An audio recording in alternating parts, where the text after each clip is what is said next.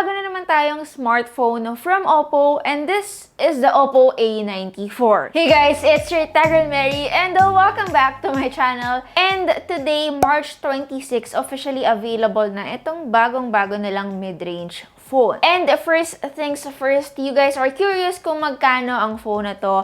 It retails for 13,999 pesos. Actually guys, I was planning on uploading my unboxing and first impressions video last week, but I decided to wait na lang for March 26 kung kailan pwede na, para lahat kompleto sa Ricardo nandun na lahat. Price, gaming, availability, pros and cons, para hindi na rin kayo mabitin, diba? Last year, syempre, they launched the Oppo A92. And kung mapapansin nyo, they skipped the A93. It was launched in other countries, pero dito sa atin sa Pilipinas, hindi. Lakas maka-Avengers ng box nyo, guys. Yung pang-letter A niya. The overall packaging looks really nice for me. Anyway, the unit that I have here, guys, ito yung 8GB of RAM na mayroong 128GB of internal storage. And what I have here is fantastic purple, or yung sobrang colorful smartphone na nakikita nyo everywhere, na nakikita nyo sa lahat ng tech reviewers. But if you're not into colorful smartphones, you guys can get the black version. Let's do this and unbox na natin siya ng mabilisan. O, diba?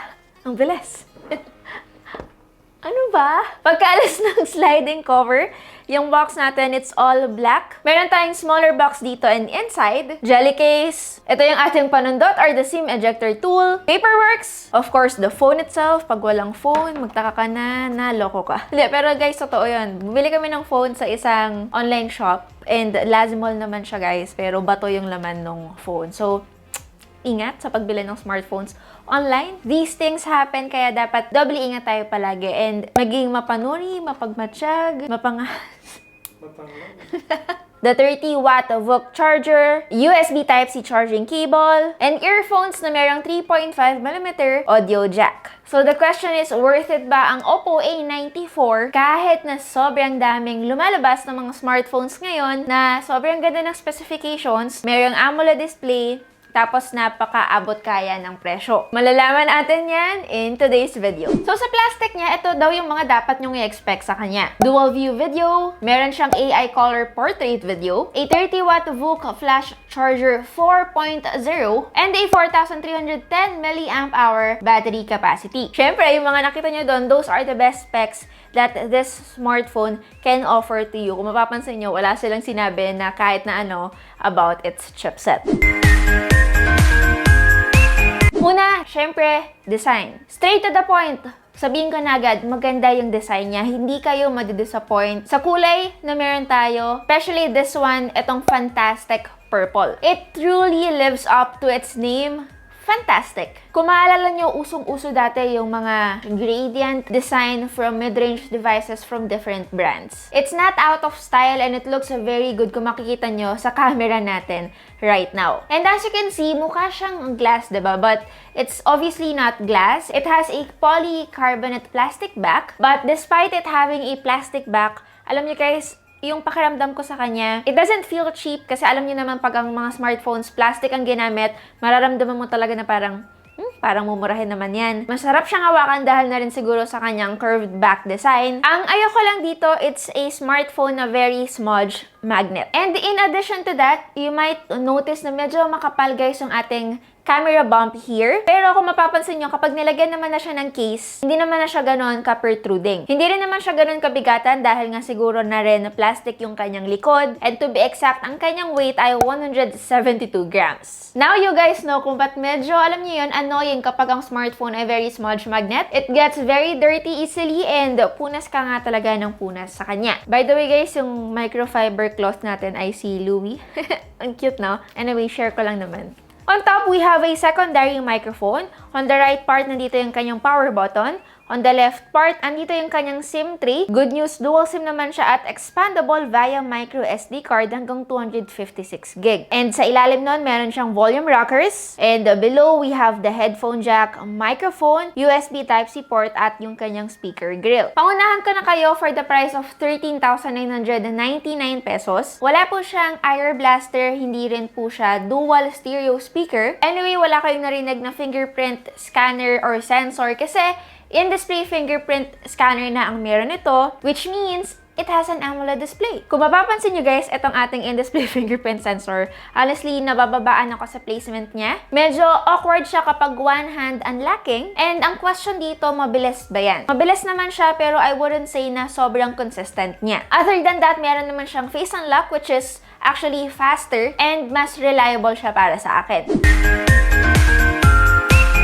Now for the display, syempre para sa presyo na 13,999 pesos, dapat lang na AMOLED display siya. It has 6.43 inches of Full HD Plus AMOLED display at aabot naman ang kanyang peak brightness hanggang 800 nits. Wala po siyang 90Hz screen refresh rate, pero meron naman siyang 135Hz touch sampling rate at 180Hz game mode. As expected from a smartphone na mayroong AMOLED Full HD Plus display, maganda ang kanyang viewing angle guys. Ito yung tipo ng smartphone na kahit saan mo banda tignan, it's still color accurate at very visible yung mga text at yung pinapanood natin. Although when it comes sa kanyang side bezels guys, lalo na yung kanyang chin, hindi naman siya masyadong nag-improve from the last Oppo A series na nakita nyo, which is the Oppo A92. Anyway, overall para sa kanyang display quality, for me, pasado siya for a smartphone na perfect for day-to-day use. And enough naman din ang kanyang brightness, lalo na under direct sunlight. Audio naman guys, honestly, huwag kayo masyadong mag-expect na sobrang malaharman cardon yung kanyang audio quality. Ulitin ko, isa lang ang speaker niya sa ilalim, which makes this a mono sound setup. O, diba? Sinabi ko lang yung kabaligtaran. But don't be discouraged about this. Sa tingin ko, okay naman, para lang naman sa pandinig ko guys ha, okay naman ang kanyang audio quality. Iwasan na lang natin na matatakpan ang kanyang speaker sa ilalim, especially during gaming. Ngayon, kung medyo picky kayo when it comes to sound or audio, take advantage of the free earphones that it comes with it for a better listening experience. Now, let's proceed sa chipset na ginamit kay Oppo A94. Actually, according to Oppo, ang sabi nila, dalawa daw ang kayang i-offer ng Oppo A94. It's very competitive when it comes to gaming and videography. So, I'm here to find out kung tama nga sila. The Oppo A94 has the MediaTek Helio P95 na mayroong 2.2 GHz octa-core CPU. At uulitin ko, meron tayong 8 GB of RAM na mayroong 128 GB of internal storage. If you remember, the Oppo A92, yung nirelease ng Oppo sa atin last year, used to use a Snapdragon chipset, which is the Snapdragon 665. Which is actually, for me lang, magandang upgrade naman siya from the MediaTek P95 na meron tayo ngayon sa Oppo A94. Ang kaso lang kasi guys, etong MediaTek P95, hindi lang kasi siya talaga ganun kabago sa market ngayon. Actually, ginamit na to ng mga Oppo smartphones dati, which is the Oppo Reno 3. Actually, tinatry kong alalahanin kung tama ba yun. Aalisin ko guys kung hindi. Aalisin ko tong clip na to kung mali ako. Pero kung nandito, tama ako. Kung usapang multitasking lang naman, katulad ng paggamit ng social media, pagbabrowse sa internet, Oppo A94 was able to handle that. Probably dahil na rin, meron nga siyang 8 GB of RAM. So overall, there's no lag when it comes to multitasking. Now, when it comes to gaming, 4 ang nilaro natin. Meron tayong Mobile Legends, Call of Duty, Asphalt 9, and of course, the Genshin Impact. When it comes doon sa 3 games na unang na-mention ko, yung 3 games na yon very playable sila, kahit na maximum na yung kanilang graphics sa settings. Pero syempre, hindi naman din naging perfect ang gaming ko sa kanilang 3. We've noticed a few frame drops kahit na nasa lowest settings na tayo. Lalong-lalo na sa Genshin Impact. Etong Genshin Impact guys, uulitin ko, mataas na chipset ang nire-require nito para kayo ay makapaglaro ng smooth at talagang masasabi natin na walang lag. Hindi porket mataas ang RAM ng isang smartphone, makakapaglaro ka na ng Genshin Impact. Para sa akin, kung ikaw ay talagang seryosong Genshin Impact player, bumili ka ng mas magandang smartphone na very competitive ang chipset na meron. And I'll be very honest with you guys, Oppo A94 is not the smartphone designed for those kind of games. Ang Antutu score guys, actually, hindi siya ganun kataasan for the price na meron tayo para sa smartphone na to. It's obviously not the best, pero para naman sa akin, totoo naman yung sinabi ni Oppo na maganda ang smartphone na to when it comes to gaming. It still provided me a good experience, pero for me, hindi ko masasabi na gaming beast siya. Ngayon, syempre, importante ito, usapang cameras naman tayo. Oppo A94 has a quad camera setup which is the 48 megapixels for the main, 8 megapixels ultra-wide camera, 2 megapixels macro lens, 2 megapixels depth sensor, and a 32 megapixels front camera. It's also capable of 4K at 30 FPS video recording with an ultra steady option. But do take note, for the ultra steady, hindi natin siya pwedeng isabay with the 4K video recording. Kung gusto niyo ng stabilized videos, you have to settle for 1080p, which is actually still not bad for me. Actually, for the rear camera, sa specs pa lang on paper, wala naman siyang masyadong pinagbago from its predecessor from the Philippines, which is the Oppo A92. But for the front camera, ang Oppo A94, dumoble na. 32 megapixels na siya as to what we used to have na 16 megapixels. For the photos taken para sa kanyang rear camera, magandang kinalabasan niya lalo na yung mga photos taken outdoor. They are sharp, with accurate colors, and gusto ko na kahit na hindi masyadong nagbago yung kanyang camera specifications on paper, wala masyadong nagbago when it comes to color from the main camera kung i-compare natin sa ultra-wide camera niya. Although when it comes to quality, of course, mas bumaba siya at syempre mas malinaw yung taken from the main camera. Portrait shots, okay naman sila guys, although hindi ganun kaganda yung kanyang subject to background separation. Kung i-zoom natin para sa kanyang edge detection, hindi siya ganun ka-detailed. And yes, hindi lang on paper nag-improve ang ating mga selfie photos. Again, from 16 to 32, even yung mga actual photos, it now has better detail compared to before. And not to worry, even at night guys, pwede natin gamitin yung kanyang night mode while taking selfies as to before na hindi. Now, usapang videos naman tayo. Again, meron siyang mga bagong features katulad ng tinatawag na dual view video, wherein we can use both the selfie camera and the rear cameras, which is not that new kasi nakita naman na rin natin to from other smartphones na nasa same price segment niya, and nasa Reno series din ito. We can also take some videos while using the AI color portrait. Video quality is fine. Ulitin ko, kaya niya mag-shoot hanggang 4K at 30 FPS, which is what you guys are seeing right now. And as expected, it's not as stabilized if we were to use the 1080p. The only downside that I see here guys is hindi nga tayo pwede pa rin mag-switch from wide to ultra-wide habang tayo ay nagve-video na, which is the downside that I saw from the Oppo A92. Now, out of the box, it already has the latest ColorOS 11.1 based on Android 11. Ngayon, ano-ano yung mga bago sa kanya? Meron na tayong tinatawag na game floating window, game focus mode, game shortcut mode, and bullet screen message features. Na kung saan habang tayo ay naglalaro, halimbawa, you can just swipe from the left at lalabas yung game space or the game assistant, na kung saan we can open messages like Messenger and talk to someone habang tayo ay naglalaro.